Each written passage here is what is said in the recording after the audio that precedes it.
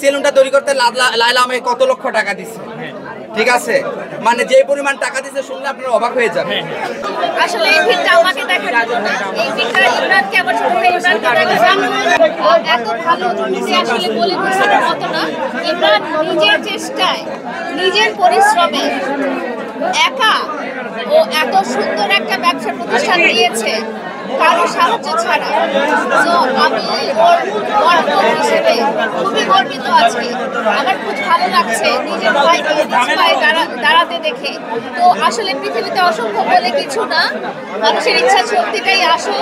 আল্লাহ তাআলা বাকি সব মানুষের, সঠিক মানুষের আল্লাহ তাআলা সহায় হন।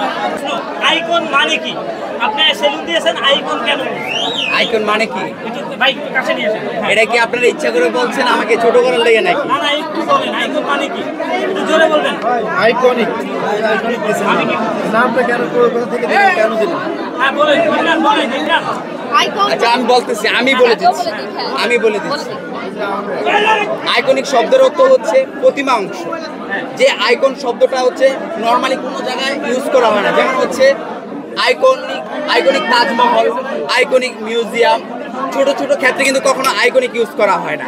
এই জন্য আমি আইকনিক যে শব্দটা আছে, আমি আইকনিক সেলুনের সাথে করেছি। সেলুনটা আমি পুরো পরিসর আকারে, বিশাল বড় আকারে করব। দ্যাটস ওয়াই আইকনিক শব্দের সংক্ষেপে হচ্ছে প্রতিমা অংশ অথবা ঐতিহ্যবাহী। আশা করি আপনারা বুঝতে পারছেন। আপনার চোখে আইকনটা কে? আমার চোখে আইকন তো আমার লায়লা, ঠিক আছে? অনেকে বলে মামুনের কাছ থেকে লায়লাকে আপনি ভাগিয়ে আনছেন, বলতেছে লায়লার থেকে মামুনকে আমি ভাগিয়ে আনছি। আসলে লায়লার সাথে আমার কি সম্পর্ক এটা সবাই জানে। কেমন লায়লা আমাকে খুব স্নেহ করে, মায়া করে, অ্যাজ লাইক মাই মানে সিস্টার হিসাবে, বুঝতে পেরেছেন?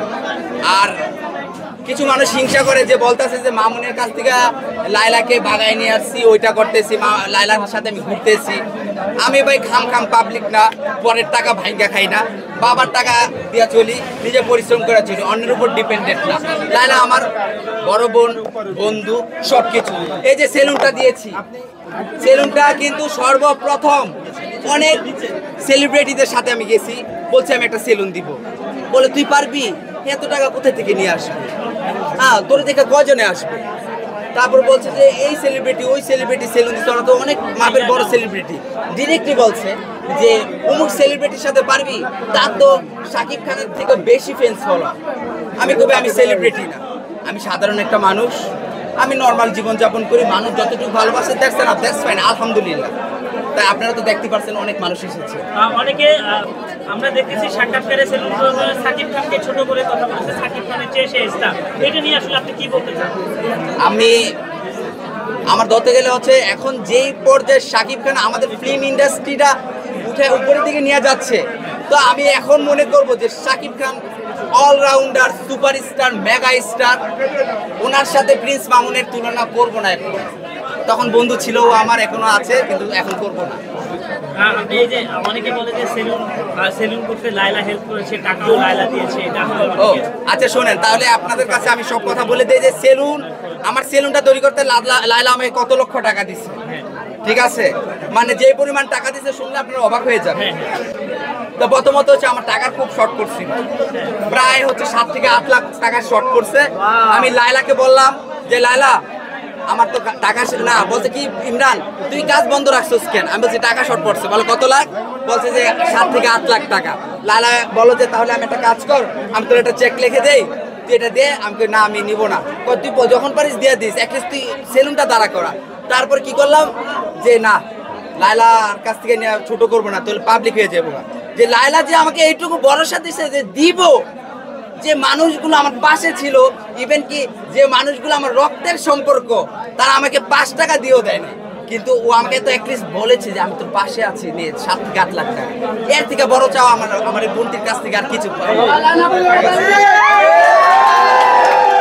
আরেকটা কথা, ঠিক আছে, আমার মানে হচ্ছে আমার এই ফ্যামিলির মধ্যে যে আমি এই যে পড়াশোনা করছি, হ্যাঁ, এই যে টিকটকার একটা ক্রিঞ্জ চুল কালার করতাম, এটা করতাম সেটা করতাম, আমি কিন্তু অশিক্ষিত হয়ে থাকতাম, অথবা আমি কোনো কর্মজীবীকে করছি না, রিক্সা চালাতাম, আমাকে জোর করে আমার এই যে আপন বোন, আমার মার পেটের বোন, এই যে এই বোনটি আমাকে লেখাপড়া করাতো, মানে আমার এই বোনটি লেখাপড়া করাতো। যখন আমি পড়তে বসতাম না সন্ধ্যার সময়, একটা ব্যাট দিত লম্বা, ব্যাট দিয়ে ঠাস ঠাস করে মানে বাড়ি দিত হাতে। এখন আমার এই দাগগুলো হাতে আছে।